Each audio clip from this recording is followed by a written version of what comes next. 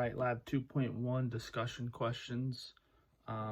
Based on the first question, my findings pretty much illustrated the influence of the stimulus response alternatives because there was more stimulus to identify in task 2, and my trials or my time per trial was longer when having to identify more of a stimulus response. So the more that stimulus increased, the more my reaction time increased as well.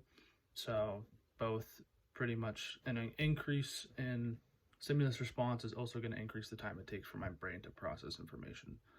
So I guess that kind of deals me in with that second question too. Yeah, my results were pretty much expected based on what's in the book because it just has a direct correlation with what happened in the trial and what's talked about in terms of increasing my stimulus response is going to increase my reaction time because the number of stimuli has increased ultimately. Discuss 2 factors. So 2 other factors would be like that stimulus identification and then the movement programming stage. Pretty much just having to identify like which one's heads, which one's tails, and then also my movement program. Okay, I got to move it to this column, and then I got to move it to that column. So that's 2 kind of different things other than stimulus response that can differ my reaction time.